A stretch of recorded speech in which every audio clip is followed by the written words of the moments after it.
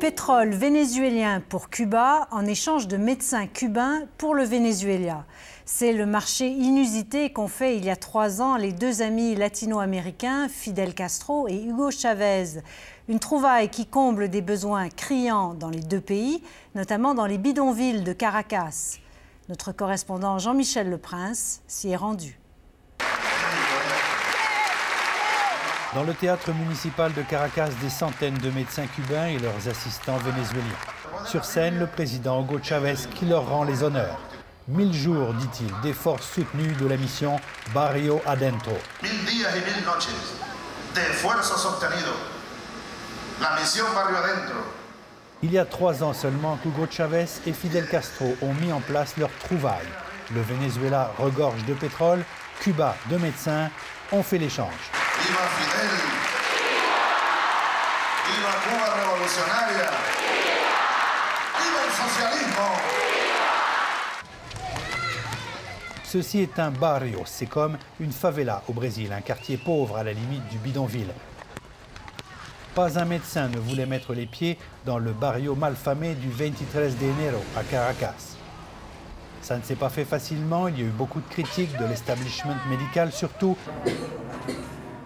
Mais maintenant, il y a un médecin pour 200 familles, accessible 24 heures par jour en cas d'urgence dans le barrio. L'envie de plusieurs pays développés en somme. Chaque module a 2 étages.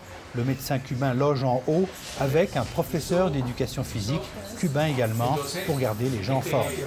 En bas, le cabinet.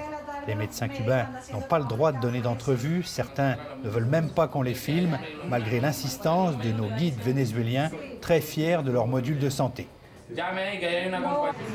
D'autres sont plus conciliants. Bien sûr que notre vie a beaucoup changé, dit la travailleuse sociale Daxi Mosquera.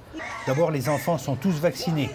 17 millions de Vénézuéliens ont été soignés par les Cubains, surtout de façon préventive, et maintenant aussi dans des cliniques les plus sophistiquées. Les Cubains ont aussi commencé les campagnes d'alphabétisation, auxquelles Carlos Palma a participé. Ils se sont rendus compte que des gens non seulement ne savaient pas lire, mais ils ne le pouvaient pas.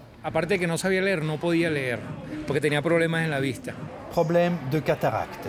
Diagnostiqués dans ces cliniques, 270 000 Vénézuéliens ont subi des opérations simples de 7 minutes, surtout à Cuba, gratuitement, et ils ont retrouvé la vue.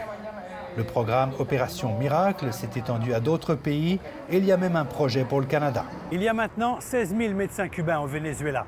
Mais pour certains, ça commence à faire beaucoup, en particulier pour les médecins d'ici, les Vénézuéliens. Parce que les médecins cubains ne sont plus seulement là où les autres n'ont jamais voulu aller, dans les barrios, on les retrouve aussi en ville. Et si les Cubains sont excellents en médecine préventive, ils ne peuvent pas tout faire. Leurs collègues vénézuéliens veulent qu'on leur laisse progressivement plus de place. Jean-Michel Leprince, Radio-Canada, Caracas. Un mot encore pour vous dire qu'en Formule 1, cela a été un 2e triomphe.